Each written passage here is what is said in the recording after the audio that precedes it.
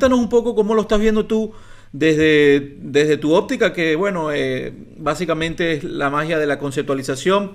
Y cuéntanos qué hay detrás de toda esta lucha que pareciera que hace más difícil la vida de todos los inmigrantes y por supuesto creyentes del Islam en Europa, en específico en Francia.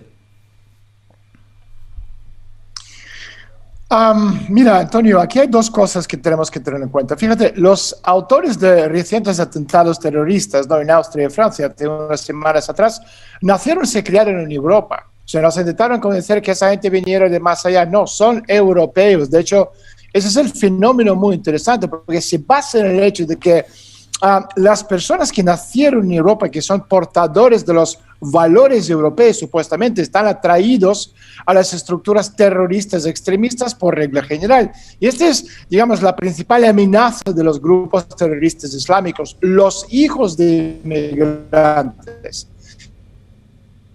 No tiene nada que ver con la tradición de que se mudaron de sus padres a estos países, que sea Francia, Alemania, España, donde sea. Es nihilismo absoluto, falta de fe, alineación, falta de sentido. Esas son todas las cualidades que posee la, digamos, actual comunidad de estados de Europa Unida. Esto es lo que llegó de Europa, ¿no?, siguiendo el camino de negar primero a Dios, después a la iglesia, después a la tradición, luego a moralidad y luego cualquier identidad colectiva. Y la radicalización de la juventud musulmana en los países europeos ha sido posible también porque las comunidades han creado una, digamos, contrasociedad cerrada que se opone a los europeos, es decir, en el occidente. Estos son guetos reales. ¿Tiene solución? Lo ve muy difícil. El caso es que la sociedad no puede integrar más de un 10% de los recién llegados por generación, es decir, en un periodo de 25 años. Esto es una ley sociológica derivada por investigadores estadounidenses desde hace muchísimo tiempo. Además, para la integración es necesario aprender más o menos a hablar el idioma del país de acogida, comprender y cumplir las normas de conducta, las leyes aplicables. O sea, nosotros somos inmigrantes. Mis papás, después de la caída de la Unión Soviética, vinieron a Canadá porque perdimos nuestro país. Aprendieron el idioma, aprendieron a formar parte de la sociedad. Y los musulmanes no. Entonces, todo esto es solo una, digamos, integración superficial que estás viendo en Europa. Porque la integración a nivel mental y cultural es mucho más importante. Pero en Francia, bueno, en Europa en general, el número de inmigrantes es varias veces superior al 10% permitido, digamos, por los estudios culturológicos, psicológicos, etc. Y por tanto, la mayoría no tiene la oportunidad de integrarse plenamente en la sociedad europea. Y como resultado, comienzan a crear enclaves, que son una comunidad cerrada de personas que se agrupan según el tema de su cultura, elemento mental, étnico o religioso. Y cerrándose en su comunidad, ya están completamente cerrados a cualquier tipo de integración social. Ahora, lo que tú comentaste al principio, el ultimátum de Macron, podrá detener la islamización de Francia, porque esto es lo que estamos viendo, pero no solo en Francia. Recuerden que hace unos días el presidente Emmanuel Macron de Francia entregó un ultimátum a la del país que estipula una estricta separación de la religión del Estado y la escuela, además de limitar la influencia sobre los musulmanes franceses desde el extranjero. Y dio 2 semanas para cumplir el plazo. Ahora, preguntamos otra cosa. ¿Sobre qué base debe tener lugar este reformateo de los musulmanes franceses? ¿Qué es la cultura francesa? Porque hoy la automatización de la sociedad ha llegado a los franceses a la negación directa de sus propios valores culturales. En primer lugar, la religión como punto único básico de evaluación moral y ética de todas las cosas. Esto sí existía antes. Integrar a los musulmanes en la sociedad francesa requiere un rechazo total de su identidad, lo que es absolutamente imposible en principio, especialmente en 2 semanas que dio Macron. Y también familiarizarse con los valores del país, de Francia en este caso, pero también de España, que sean los españoles que están ahí, los musulmanes, o Alemania, etc. Pero hablamos de Francia. ¿Qué valor? Sí. No, y te quería preguntar, ¿a qué responde esta acción de Macron? Es decir, ¿a qué está jugando y quién está detrás de él? En este sentido. Bueno, primero sobre todo es, digamos, coleccionar los puntos políticos a su favor. porque él está promoviendo como defensor de los valores franceses. Pero o sea, la pregunta es, ¿qué valores? Porque el léxico francés no utiliza el concepto de minoría nacional, incluso nacionalidad en el sentido de que esta palabra se entiende en otros países como Estados Unidos o Canadá, por ejemplo. Porque en el léxico francés la palabra nationalité significa exclusivamente ciudadanía y el adjetivo nacional significa pertenecer al Estado, es decir, República Francesa. Y de hecho, no se tratará de inocular a los musulmanes con los valores nacionales franceses, lo que solo conduciría a un feo híbrido, digamos, debido a la diferencia en las actitudes civilizatorias de los turcos y árabes y franceses, sino de la adquisición de los valores estatales, burocráticos, formales, que no tienen ningún sentido si estamos hablando del punto de los valores desde la óptica de los musulmanes. Ahora, ¿va a funcionar este ultimátum de Macron en términos de reforma territorial? Lo dudo mucho. Date cuenta que los franceses, Antonio, han convivido con los musulmanes desde la conquista de Argelia, es decir, estamos hablando casi 200 años, incluso dentro de la propia Francia, los últimos 60, 70 años. Sí. En muchas zonas de París, sin hablar de ciudades como Marsella y otras ciudades también, se han convertido en verdaderos enclaves, por no decir guetos musulmanes. Esto no es el proceso de afrancesar a los musulmanes, sino lo contrario, es la islamización de Francia. Y difícilmente será posible detenerlo con tales medidas políticas y burocráticas para detener este proceso. Se necesita una reacción nacionalista de la propia sociedad. Es políticamente incorrecto lo que estoy diciendo, pero me da igual. Es decir, es necesario que la educación de los franceses se lleve a cabo sobre la base de los valores nacionales tradicionales. Entonces la islamización será resistida con éxito por la parte sana de mente de la sociedad francesa, que es la mayoría.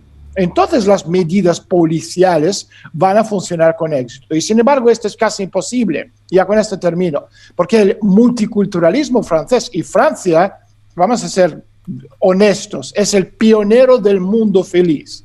En lugar de los valores patrióticos nacionales, provoca a Islam con caricaturas repugnantes de esta banda de locos de Charlie Hebdo y la tolerancia LGBT+. Además, un país que experimenta problemas demográficos no puede restringir la entrada de los musulmanes, personas ya formadas por la cultura suya que el Islam. Entonces, en esas condiciones, cualquier intento sensato del gobierno de Francia de provocar estos cambios va a fallar sin ningún tipo, porque estamos hablando del formalismo de bravura, digamos, burocrática. Y esta bravura no va a durar mucho, o si se dura, porque si se produzcan nuevos y terribles atentados terroristas, esto sí que lo vamos a ir viendo. Ya vamos. Y en la situación... Disculpa que te interrumpa, ya vamos a mostrar la caricatura de la que hablaste para contextualizar exactamente, bueno, lo que estás hablando y que la gente entre rápidamente en línea, ¿no? En ese sentido, una vez más, lo vuelve a hacer Charlie Hebdo y Macron los defiende. Te quería preguntar en ese sentido, esta ofensa a Erdogan, me imagino que unifica y fortalece su figura entre los países islámicos, ¿no? Y entre los pueblos islámicos. Sobre todo las cosas que estamos hablando, yo lo comento mucho, sobre todo en mis boletines privados para los suscriptores de los sábados, que explico que en este momento la lucha no está entre Francia y Argelia o Turquía y Armenia o Turquía o Rusia, es en lucha, en guerra ahora mismo, están los proyectos globales. Y estos proyectos globales son proyectos supranacionales que se basan o se definen a base de otras características, por ejemplo, la conceptualización del poder, es decir, entender el modelo. En ese sentido, Islam tiene un concepto muy suyo de lo que es su modelo supranacional, entre muchas otras cosas. Entonces, lo que estamos viendo en este momento con Erdogan, que digamos que es la reencarnación del otomanismo del Imperio Otomán, que está llevando a cabo su proyecto, es que el proyecto rojo, Califato Rojo Sufi Tarikati. En ese sentido, la figura de Erdogan, sobre todo en el momento actual, es una figura heroica para todo el mundo musulmán. Y obviamente ningún Macron, que absolutamente no tiene nada claro quién es, porque fíjate, está casado con su abuela, su mamá o su mujer es una abuela, madre, no se sabe exactamente qué. Entonces, para los musulmanes, una imagen macho, fuerte, ¿sabes? Padre dictador, que en este caso es Erdogan, el presidente de Turquía, y por otro lado tenemos un pusilánime Macron, que es un producto de los Rothschild. Y esto también es el subcontexto, digamos, de todo lo que estamos viendo ahora en esta lucha. Ya vamos a hablar entonces de un tema muy, muy interesante, pero quiero hacerle dos invitaciones. La primera, rápidamente, yo creo mucho en el pragmatismo de la comunicación. ¿Por qué le debería importar esto que acabamos de hablar de lo que está sucediendo entre el mundo islámico y Macron qué sé yo, a un muchacho clase media en Colombia? ¿Por qué nos debería importar? Y te lo pregunto en tu carácter a veces de docente también, ¿no? Porque es importante que nos empoderemos de lo que está pasando en el mundo y lo veamos con preocupación para que, bueno, entendamos y asimilemos la resistencia en algún momento. Cuéntanos. Bueno, porque lo que estamos viendo ahora en micro o en macro, que sea en Francia, que sea en Alemania, que sea en España, que sea en Estados Unidos, en China o en América Latina, da igual si estamos hablando de COVID, si estamos hablando del film modelo, estamos hablando a nivel de guerra política, pragmática, social o híbrida, estamos hablando de el fin de un modelo económico planetario que se llama Bretton Woods. Y debido a que ya no hay dónde expandirse a nivel planetario, todo lo que estamos viendo, los acontecimientos en cualquier parte del mundo es muchos, es decir, el planeta entero está luchando por cada vez menos recursos naturales, recursos económicos, políticos, etcétera, etcétera. En ese sentido, cualquier conflicto a nivel mundial tenemos que mirarlo desde una óptica mucho más arriba. Esto significa entender que el planeta Tierra es uno y todo, cualquier conflicto. Lo mismo podemos hablar ya en Estados Unidos entre Joe Biden y Donald Trump. Es la extensión de todo lo que estamos viendo, entre por un lado la parte liberal financista y por otro lado que Trump, que es la cara, no es una persona, sino la cara de un proyecto alternativo cuyo objetivo es desmontaje de este liberalismo parasitario, pirata planetario. Entonces lo que estamos viendo en Colombia es absolutamente lo mismo, porque el presidente de Colombia es un elemento del Fondo Monetario Internacional, es decir, es un elemento de este liberalismo parasitario que vive a costa de los demás, salvo que Colombia no es un país independiente, sino dependiente de los dictados del Fondo Monetario. Entonces, mientras Duque sigue siendo presidente de Colombia, la situación no va a cambiar porque no tiene un modelo alternativo al modelo que ya hoy día está en su lecho de muerte. Y bueno, justo antes de entrar en ese tema, quiero invitarles a algo muy importante. Vamos a hablar en minutos, solo minutos, de digamos, un escenario importante de implosión dentro de los Estados Unidos, de una guerra cultural que no es nueva, que está allí, que sobrevive, y bueno, de la guerra entre globalismo y nacionalismo o patriotismo, como los queramos llamar. Ya vamos a hablar de eso, de lo que significa Trump y de lo que significan los globalistas. Pero, bueno, Daniel, rápidamente voy a poner a la gente en contexto de lo que vamos a hablar, porque, bueno, básicamente quiero que hablemos de la posibilidad en todo caso, algo que no es tan simple, pero bueno, el fin del globalismo lo estamos viendo con estas protestas globales y todo lo que está pasando en Estados Unidos, una implosión desde adentro del sistema, ¿no? Francis Fukuyama, después que cae el muro de Berlín, dice, llegó el fin de la historia, ya no va a haber otro sistema, hasta aquí quedamos. Bueno, estaba más que equivocado y vimos que empezó, bueno, esta guerra entre globalismo y lo que nace ahora con personas como Trump que hablan, bueno, de patriotismo, de economías más locales, más regionales. Y bueno, básicamente este globalismo que McLuhan decía, bueno, la aldea global, todo interconectado, todas las economías interconectadas, ha tenido su lado positivo, pero también un lado negativo muy, muy perverso. Quiero saber, Daniel, ¿a dónde va esta lucha en este momento? Porque esto no es nuevo, esto tiene décadas, pero en este momento, según lo que estás viendo que está pasando en Estados Unidos, ¿en qué etapa de esta lucha estamos entre lo que puede ser el globalismo y el patriotismo? En algunos casos en Estados Unidos hablan de conservadurismo y trotskistas, la nueva izquierda. Cuéntanos un poco. Mira, tanto Trump como muchos otros comentaristas conservadores estadounidenses están hablando de perder Estados Unidos contra estos liberales banqueros financistas. Bueno, yo quiero decir simplemente que los conservadores comenzaron a perder a América mucho antes de las últimas elecciones. No es cuestión de si gana o pierde Trump. La mezcla corrosiva del liberalismo agresivo y, digamos, neotrotskismo y estos principales portadores ideológicos, digamos, de la contracultura, lo explico en detalle en mi libro sobre Instituto Tavistock, que es corrosivo para los valores estadounidenses tradicionales. comenzó a conquistar las universidades americanas en la década de los años 60. Estamos hablando de la época del Flower Children, contracultura, etc.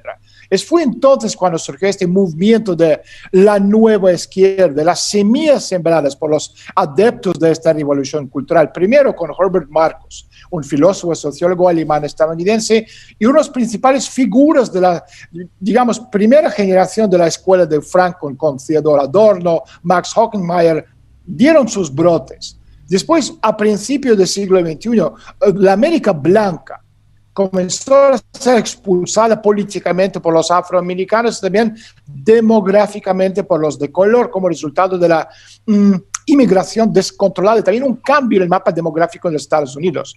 Y la crisis financiera de 2008 y 2009 y también el empeoramiento de las condiciones de la vida llevaron a esta radicalización de la comunidad negra. Sus líderes se fusionaron en la lucha contra el sistema, ¿no?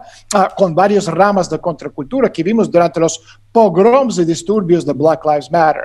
Y los conservadores, abatidos y condenados, sugieren este proceso incapaces de oponerse en nada a los dogmas de tolerancia, inclusión, diversidad, reflejando tanto cambios reales en la sociedad como su uso por parte de estos ultraliberales para imponer su ideología en la sociedad. Ahora estos dogmas son seguidos por una gran parte de los estadounidenses blancos adoctrinados, sin darse cuenta de que históricamente están cavando su propia tumba. Y la sociología sugiere que la mayoría de los estadounidenses menores de 45 años de edad están a favor de Biden-Harris y esta nueva, llamámoslo, Babilonia liberal financista.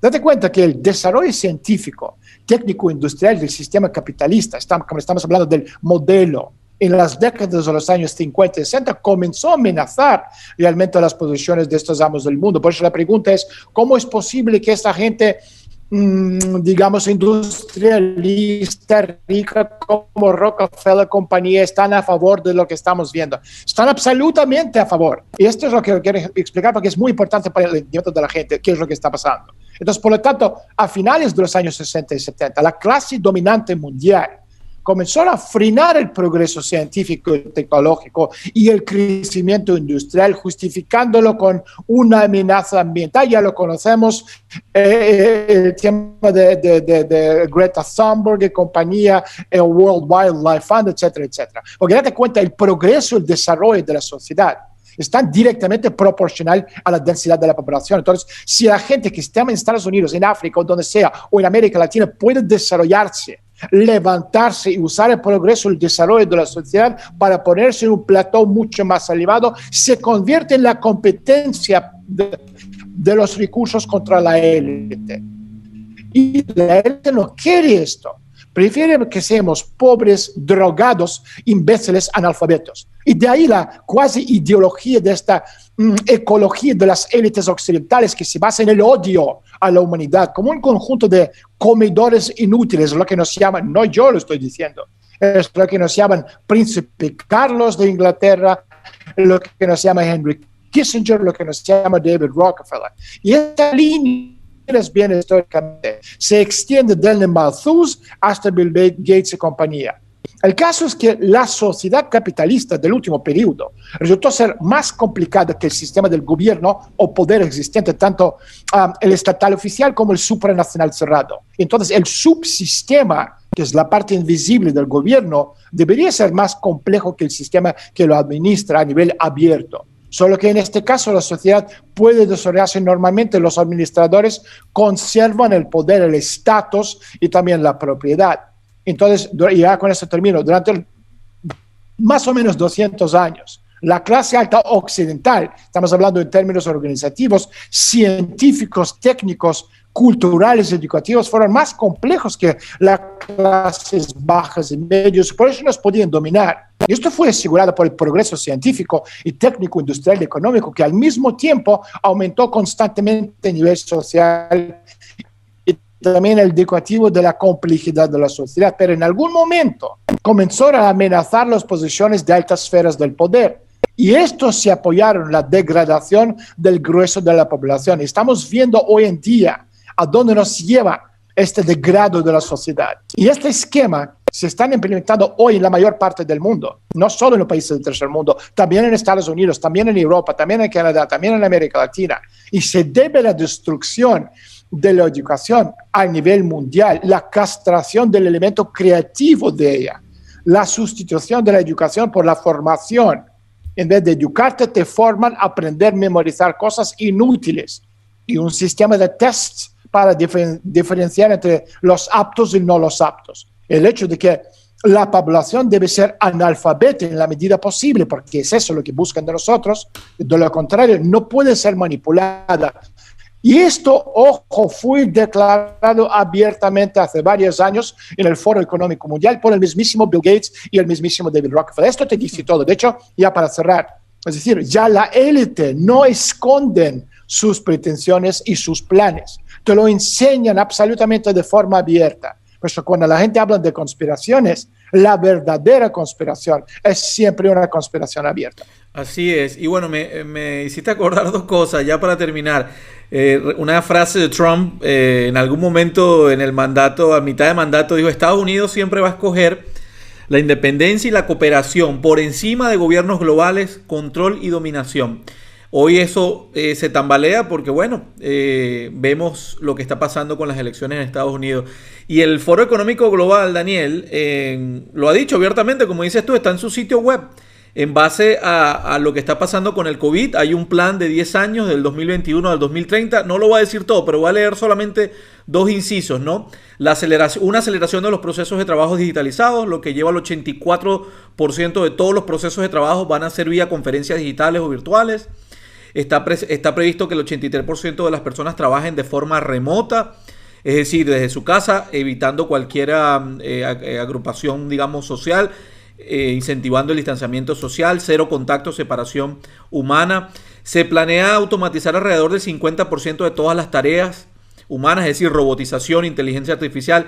Y pare de contar, ¿no? Acelerar la implementación de programas de perfeccionamiento de reciclaje. Se prevé que el 35% de las habilidades sean remodeladas, entre otras cosas, y así, ¿no? Reducir temporalmente la población activa. Se prevé que esto afectará al 28% de la población. Reducir permanentemente la fuerza laboral. 13% de la fuerza laboral se reduce permanentemente. Y, por supuesto, las horas de trabajo y también el salario mínimo, ¿no? Aumentar permanentemente la fuerza laboral se proyecta en 1% como fuerza laboral en aumento permanente. Y bueno, todo esto está planeado en lo que llaman el reseteo económico mundial. Y está ahí abierto, como dices tú, en una conspiración abierta en la página del Foro Económico Global. Estos son los planes, entre otras cosas, bueno, del globalismo, ¿no? Mira, este fin de semana, para el siguiente boletín privado de noticias, voy a analizar justo el informe del Foro Económico Mundial, explicar lo que significa lo que ellos están diciendo y proyectar sus escritos para nuestra sociedad de aquí cara al futuro. Así es. Entonces, bueno, está el plan, está listo y Daniel Stulin lo va a explicar. Pero bueno, gracias a los